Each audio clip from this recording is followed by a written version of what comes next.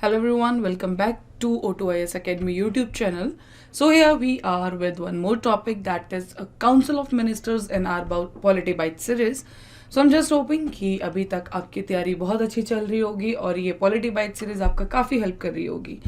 So आज का जो हम टॉपिक देखेंगे that is very easy topic and I think neglected topic. So it is Council of Ministers. Okay. So basically अब हम स्विच करेंगे काउंसिल ऑफ मिनिस्टर्स को और उसके बाद will go to the states also. ठीक है, but council of minister is something normal कि ये दोनों में कॉमन टॉपिक है. So to download the PDF of this particular lecture you can subscribe to our O2IS Academy Telegram channel, plus you can also download our O2IS Academy app जिसमें आपको polity bite series की सारी PDF lectures मिलेंगे, but plus आपको मिलेगा और भी subjects का स्टडी मटेरियल जो आपके लिए काफ़ी हेल्पफुल हो सकता है, बिकॉज उसमें रोज़ नई एडिशंस होती है with different materials. So that's all about that. So let's start with today's lecture, that is our Council of Ministers. हमने प्राइम मिनिस्टर किया, प्रेसिडेंट किया, हमने सब कुछ किया, बट जब भी हमने देखा कि जब भी हम कुछ पढ़ रहे थे, so it was like on the advice of the council of ministers, या प्रेसिडेंट के लिए on the written recommendation of the council of ministers. But ये काउंसिल ऑफ मिनिस्टर्स है क्या? So at the end of this lecture you will be clear with that also, some articles and some questions. So let's start with today's lecture. So पहली चीज, article 74 से लेके 78 तक part 5 में बात की जाती है हमारी काउंसिल ऑफ मिनिस्टर्स के बारे में. सो नाउ अब इस पर्टिकुलर चीज में आपको ये ध्यान रखना है कि which article talk about the 74 and 78. Prime minister का कौन सा आर्टिकल है, अभी तक आपको ध्यान आ जाना चाहिए. So first is our article number 74. तो आर्टिकल नंबर 74 किस में डील करता है, वो बताता है एक वर्ड की काउंसिल ऑफ मिनिस्टर्स होने चाहिए कि that our constitution is giving कि हाँ, जैसे मैं आपको बाकी जब आर्टिकल्स कराती हूँ, जैसे आई टेल यू कि हाँ ये पर्टिकुलर आर्टिकल एस्टैब्लिश करता है इस पर्टिकुलर ऑफिस को. Same as in the case of the council of ministers, it is article number 74. Okay. So what is the term? There shall be a council of minister, and if it is a shall be, I already told you that means कि वो होगा ही होगा, with the prime minister at the head of to aid and advise the president, because president क्यों mention किया गया, but in reality president is the constitutional head. ये आप लोगों को वो अभी तक क्लियर हो जाना चाहिए. ही is the nominal head but he is the constitutional head. तो मेन हेड कौन है हमारा मेन हेड है प्रेसिडेंट. तो प्रेसिडेंट को एडवाइस करने के लिए हमें कौन चाहिए, एक काउंसिल ऑफ मिनिस्टर. ठीक है, प्रेसिडेंट को एडवाइस करेगा कौन, काउंसिल ऑफ मिनिस्टर, और जिसका हेड कौन है, prime minister. So this will be a type. Who shall in the exercise of this function act in accordance with such advice. और जो act in accordance with such advice है, अभी तक आपको 42nd and 44th recommendations, sorry constitutional amendments याद आ जानी चाहिए, because हम already discuss कर चुके हैं कि कब हमारी advice binding हो जाती है, कब क्या होता है. So that is all done in these particular 2 amendments. Okay. So next is, yeah, so here I have included this also. The president may require the council of ministers to reconsider such advice option added by the 44th constitutional amendment act 1978. Now so this is here, is advised by council of minister binding. So हम इसको detail में देखेंगे. मैंने आपको कहा कि 2 constitutional amendments कौन कौन सी, 42nd एंड 44th. तो पहले हम देखते हैं कि 42nd में क्या हुआ था, जो आई थी हमारी 1976 में. Next we will see our 44th constitutional amendment act, जो कब आई थी हमारे 1978 में. सो 42nd कॉन्स्टिट्यूशनल अमेंडमेंट एक्ट हमारी बोलती है कि the president shell in the exercise of his functions act in accordance with the advice rendered by the council of ministers. पहले हम दोनों देख लेते हैं, then we will see what is the difference. Okay, then 44th constitutional amendment act बोलता है added a provision to the effect that the president may require the council of ministers to reconsider such advice and the president shall act in accordance with the advice rendered after such reconsideration. So what does this particular slide means? ठीक है, इसमें हम simple से एक चीज देखते हैं. इसमें मतलब है एक अमेंडमेंट थी 42nd, एक अमेंडमेंट है 44th. 42nd ने बोला कि काउंसिल ऑफ मिनिस्टर एडवाइस करेगी प्रेसिडेंट को, फाइन. 44 ने भी यही बोला कि काउंसिल ऑफ मिनिस्टर एडवाइस करेगी प्रेसिडेंट को. लेकिन what is the difference between 2 कि 44th कॉन्स्टिट्यूशनल अमेंडमेंट में प्रेसिडेंट एक बार इनको वापस भेज देगा वो पर्टिकुलर एडवाइस कि आप एक बार इस चीज को रिकंसिडर कीजिए. ठीक है, तो बेसिकली 44th कॉन्स्टिट्यूशनल अमेंडमेंट ने पावर दी है प्रेसिडेंट को कि आपको अगर लग रहा है कि कहीं ना कहीं वो एडवाइस खराब है या कुछ कमी है व्हाटएवर, तो प्रेसिडेंट एक बार वापस भेज सकता है काउंसिल ऑफ मिनिस्टर्स के पास, you just see this once कि ये मुझे लग रहा है कि चीज़ें थोड़ी सी खराब है या लैग है या ऐसा होना चाहिए, fine. So council of ministers, लेकिन जो 42nd कॉन्स्टिट्यूशन अमेंडमेंट में ऐसा कुछ भी नहीं था। But there is one more case कि अगर उसके बाद भी ये वापस चली जाती है तो president has to follow this, ठीक है। So this is the thing. अब आप बोलोगे नहीं फॉलो करेगा उसकी मर्जी, नहीं तो आपको अभी तक याद आना चाहिए कि देयर इज वन वर्ड जो हम पढ़ चुके हैं, दैट इज इम्पीचमेंट। सी अभी ना कुछ चीज़ें ऐसे हमारी पॉलिटी में जो बार बार रिपीट होती है, जैसे 42nd एंड 44, ये जो हमारा एडवाइस वाला है, आई थिंक अभी तक के जो हमारे सारे लेक्चर्स हैं उसमें ये ज़्यादा नहीं तो आई थिंक अभी 8 या 9 टाइम तो हम पढ़ रहे हैं कि काउंसिल ऑफ मिनिस्टर की कौन सी एडवाइस बाइंडिंग है। बट पहले हम कैसे पढ़ते थे कि it was included in tits and bits कहीं पे इधर उधर, ठीक है। But now we are studying directly on air, तो पॉलिटी में बहुत सी चीज़ें आप लिंक करके पढ़ते हैं कि कभी आपने किसी अमेंडमेंट का नाम कहीं पढ़ लिया ना, तभी मैंने आपको स्टार्टिंग में कहा था कि मेक श्योर आप अपनी अमेंडमेंट्स को एक बार साइड में लिखते जाएं ताकि eight the end of the day you have that compilation कि अभी हाँ ये सारी अमेंडमेंट्स है जो हमारे काम की है। अब लास्ट दिन में बैठेंगे तो ऐसा कभी भी नहीं होगा, because when you will do side by side lecture wise lecture तो at least you will have that. कभी 9th अमेंडमेंट आ जाती है, कभी 1st अमेंडमेंट आ जाती है, कभी 51st अमेंडमेंट आती है, कभी 52nd अमेंडमेंट भी आई है, ठीक है।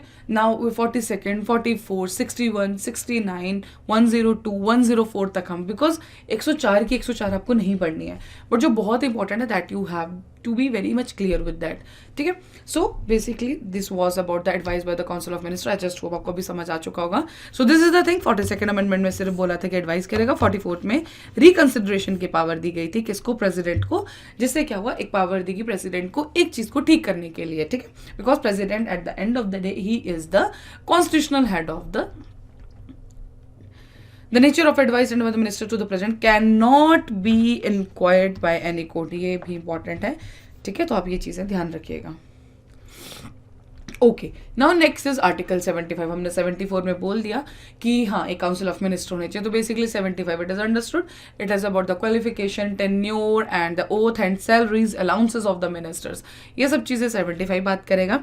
So basically the prime minister shall be appointed by the president and the other minister shall be appointed by the president on the advice of the PM। Simple सी बात है, बस आपको ये ध्यान रखना है कि हमने चीज़ें पढ़ी भी हैं कि प्राइम मिनिस्टर कौन अपॉइंट करेगा, प्रेसिडेंट, और जो बाकी मिनिस्टर्स है काउंसिल ऑफ मिनिस्टर के कौन अपॉइंट करेगा, अपॉइंट तो प्रेसिडेंट करोगे लेकिन on the recommendation and the advice of the prime minister. Okay, next, the total number of ministers including the prime minister in the council of ministers shall not exceed 15% of the total strength of the Lok Sabha, ठीक है। जितना लोकसभा हमारा लोकसभा का strength होगा उसका 15% max होगा हमारा council of ministers में। The provision was added by था, देखिए अब एक और अमेंडमेंट आ गई, that is 91st amendment act of 2003। So now it should be included in your notes कि ठीक है 91st अमेंडमेंट एक्ट भी आ गया। आपको लगता है कि आप लास्ट के दिन एक से लेके जितनी आज तक अमेंडमेंट हुई है फर्स्ट टू लास्ट आप बैठ के देखें कि नहीं ये इंपॉर्टेंट है, ये इंपॉर्टेंट है, ये नहीं, ऐसा कभी भी नहीं होगा, because every amendment is related to some different topic. तो उस पर्टिकुलर टॉपिक में क्या इंपॉर्टेंट है क्या इंपॉर्टेंट नहीं है ये तो फिर जब आप साथ साथ में करेंगे तभी पता लगेगा। So now one more amendment you got to add in your notes, that is 91st amendment act. Next is the salaries and allowances of minister, parliament कौन डिटर्मिन करेगा, पार्लियामेंट डिटर्मिन करेगा, ठीक है। और इसमें बस इतना इंपॉर्टेंट, हाँ shall be as specified in the second schedule. जब भी अलाउंसेस की बात आए तो आप सेकेंड शेड्यूल को मत भूलिएगा, बिकॉज इसका बार बार आपने रिविजन करना है कि उसमें कौन सी चीज इंक्लूडेड है कौन सी नहीं है। A minister who for any period of 6 consecutive months is not a member of either house of the parliament shall at the expiration of that period ceases to be a minister। तो basically आप बिना member of house का बने तो कितने time तक का member रह सकते हैं, ओनली 6 months। अगर आपने 6 months में किसी एक हाउस, कौन से हाउसेस काम करते हैं, लोकसभा एंड राज्यसभा, इन दोनों हाउसेस में से किसी एक का मेंबर नहीं बने then you will not be a minister also. So tenure कितना है 6 मंथ्स, मतलब अगर आप लोकसभा के भी मेंबर नहीं है, राज्यसभा के भी मेंबर नहीं है, तो आप कितने टाइम तक काम कर सकते हैं, दैट इज ओनली 6 मंथ्स के लिए आप मिनिस्टर रह सकते हैं।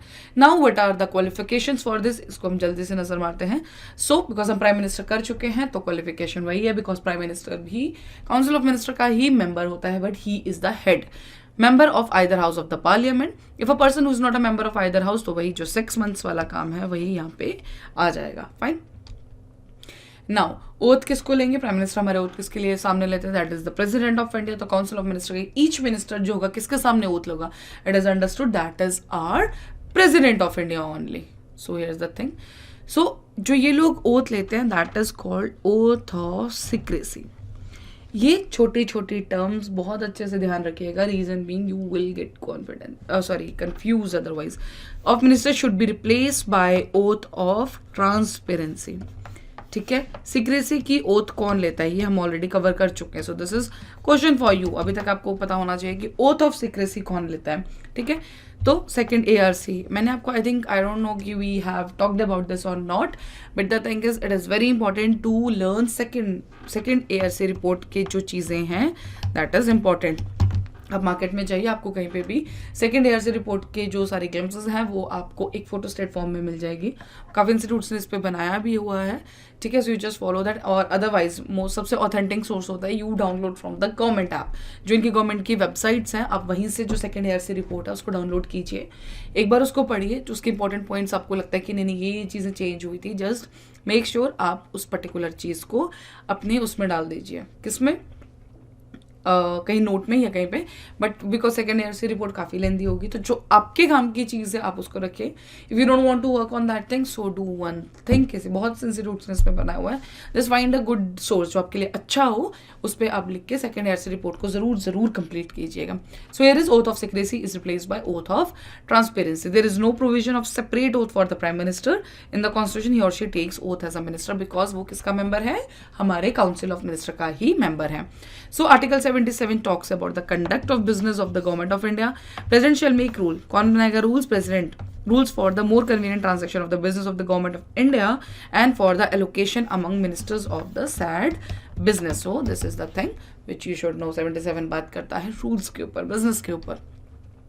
Now article number 78. Duties of the prime minister.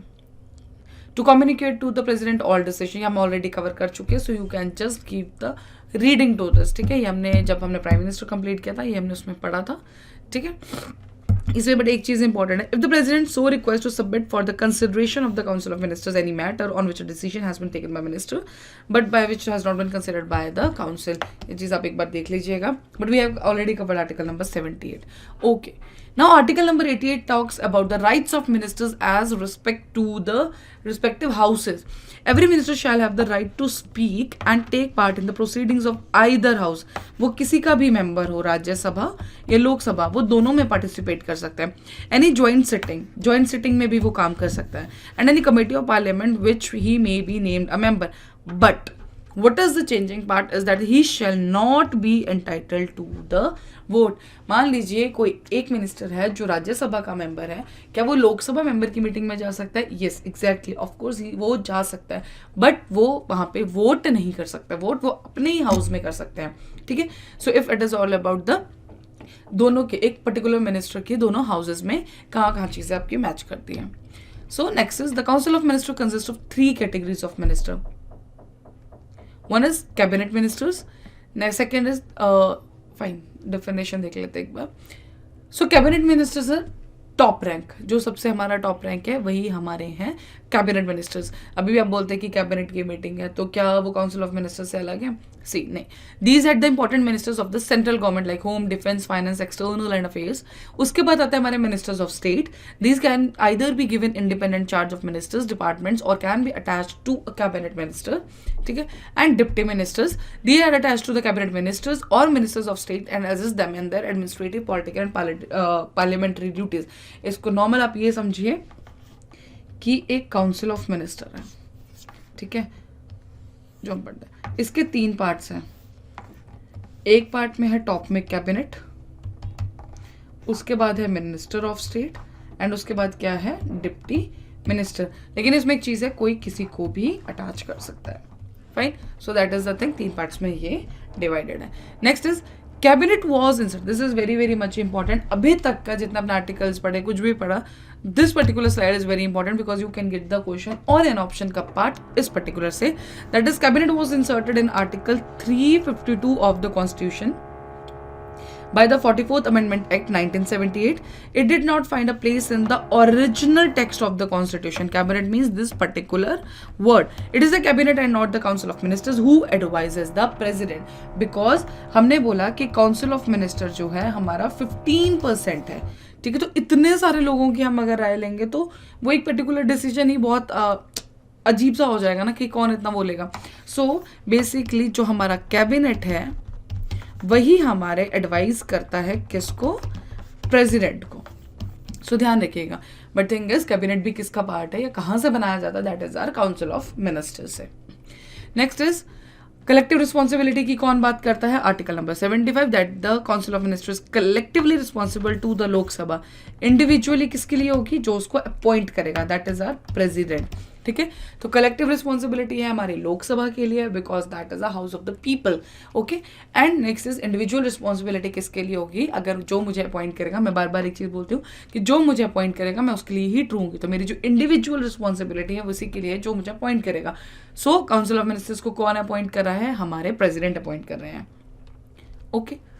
Now there is one term that is called kitchen cabinet. Kitchen cabinet का मतलब क्या है, is a informal and non-constitutional body unlike council of minister which has constitutional status. council of minister के पास हमारे पास constitutional status है. The philosophy of kitchen cabinet also exists in the US, Britain.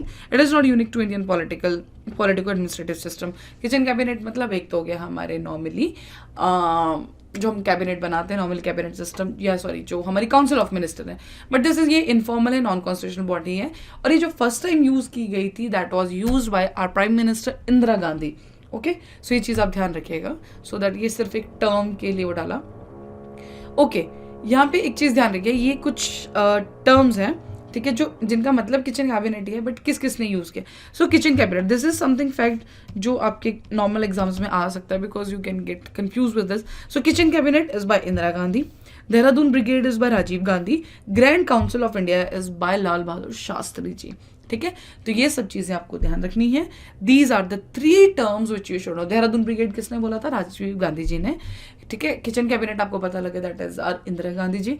And in grand council of India that is the Lal Bahadur ji Shastri. Okay. The council of minister in the states एक बार देख लेते हैं. That is constituted and functions in the same way as the council minister of state. लेकिन हमने articles कौन सा है इसमें, आर्टिकल 163 एंड 164. 163 बोलता है कि council of minister to aid and advise the governor. 64 बोलता है other provisions to as the ministers. So that's all about our the council of ministers. Because अभी जो ड्यूटीज है, जो बाकी सब चीजें that are the same as the जो हमारे सेंटर में काम करते हैं, बस वही चीजें अब स्टेट में काम करेंगे. फाइन. सिर्फ आपको 2 आर्टिकल्स याद रखना, that is our article number 163 and article number 164. So let's come to the question practice. हाँ, अभी तक आपको इस पर्टिकुलर पूरे लेक्चर में जो आपको ध्यान रखना है, एक तो कैबिनेट वर्ड कब इंसर्ट हुआ था, सेकेंडली कुछ मैंने आपको टर्म बताई जैसे किचन कैबिनेट, देहरादून ब्रिगेड, ये चीज़. तीसरी चीज़ जो एडवाइस है बाइंडिंग की, कौन सी अमेंडमेंट में क्या बोला गया था. सो स्ट्रिक्टली आपको क्या जानना है, 42nd एंड 44th अमेंडमेंट. ठीक है. उनमें क्या डिफरेंस है. I think I have made you clear very much, मतलब अच्छे से आपको वो कर दिया है. So you will not forget that. So these are the important points. ये टॉपिक छोटा सा था, सो बट ये कभी कभी आपको ये कुछ आर्टिकल्स हैं जो इंपॉर्टेंट है. Next is consider the following statements. The Council of Ministers in the center shall be collectively responsible to the Parliament. तो क्या collective और Parliament? Parliament तो दोनों चीज़ है ना, that is Lok Sabha and Rajya Sabha, but नहीं, collectively they should be responsible to the Lok Sabha. First statement is wrong. Answer तो हमें मिल गया, लेकिन हम फिर भी पढ़ लेते हैं. The Union Minister shall hold the office during the pleasure of the President of India. The Prime Minister shall communicate to the President about the proposals of or the legislation. So ये दोनों point बिल्कुल सही है. So answer will be B. Which one of the following amendments to the Indian Constitution empowers the President to send back any matter for reconsideration by the Council of Ministers? तो देखिए अभी तक बार बार मैं आपको बोल रहा हूँ, अभी तक आपको ये तो पता है कि 42nd या 44th होगी. तो 42nd में सिर्फ एडवाइस की बात की थी, लेकिन 44 में प्रेसिडेंट को पावर दी गई. So answer will be D. Okay. Next is when the annual union budget is not passed by the Lok Sabha. So The budget is modified and presented again. The budget referred to the Rajya Sabha for suggestions. The Union Finance Minister is asked to resign. The Prime Minister submits the resignation of the Council of Minister. ये कह रहे हैं कि union budget कब पास नहीं किया जाएगा. तो अगर प्राइम मिनिस्टर ने रेजिग्नेशन दे दिया तो काउंसिल ऑफ मिनिस्टर डिसॉल्व होगी, तो पूरी सब चीज़ ही डिसॉल्व होगी. So the answer will be 4th. With reference to the Deputy Prime Minister, consider the following statements. There is no mention of Deputy Prime Minister in the Constitution. He ranks below the former Prime Ministers in the table of precedence. The first Deputy Prime Minister of India was Sardar Vallabhbhai Patel. ठीक है. And this post has been vacant since 2000. ये पहले एक term use हुआ करती थी, that is our deputy prime minister. तो देखिए इतना तो पता लग गया कि हाँ 4th तो सही है. ठीक है, अगर 4th सही है तो या तो ए होगा या तो सी होगा. Now will see the 3rd statement या सेकंड देख लेते हैं. He ranks below the former prime ministers in the table of presidents. अगर टेबल ऑफ प्रेसिडेंट्स में मेंशन होता, ठीक है, तो ये तो सही है. Next is the first deputy prime minister of India was Sardar Vallabhbhai Patel. तो इस पर्टिकुलर आंसर क्वेश्चन का जो आंसर है दैट इज सी. अब आपको बस ये देखना है कि who was the first deputy prime minister of India. Next is there is no provision in the constitution for the system of legal responsibility of the minister. ठीक है. And then is an order of the president for a public act is countersigned by an authorized officer in accordance with the rules made by the parliament. क्या कभी ऐसा होता है कि एक minister की लीगल रिस्पॉन्सिबिलिटी भी है. सो इस पर्टिकुलर चीज का जो है यहाँ पे लिखा गया है कि no talked about the Indian system. ठीक है, तो आंसर इज गुड. ये जो कोई an order of the president for the public act is counter sign, मतलब अगर प्रेसिडेंट ने साइन कर दिया तो क्या कोई ऑफिसर भी है ऐसा जो उसको पर्टिकुलर को साइन करेगा. सो ऐसा नहीं है. प्रेसिडेंट साइन जो है वो हमारे लास्ट और सबसे ऑथेंटिक साइन है. सो that's all about the questions. Also कुछ क्वेश्चंस में मैं आपको बस इतना बताना चाहती थी कि टॉपिक कुछ भी हो वो किसी भी पर्टिकुलर चीज से लिंक हो जाएगा. अब अगर आप इस पर्टिकुलर क्वेश्चन को देखें तो it is about the president के सिग्नेचर. ठीक है, क्या उसको काउंटर साइन कोई करता है, नहीं करता है, लीगल रिस्पॉन्सिबिलिटी है कि नहीं है. बट अभी तक हम जो so these are the type of questions which you can get with one particular topic. So thank you so much. That's all about this particular lecture and I just hope कि you are clear with the thing. So just download the PDF of this and do revise again and again. ये छोटी छोटी चीज़ें, articles और points जो highlighted हैं उनको आप बार बार कीजिए, make notes and revise it. Thank you so much.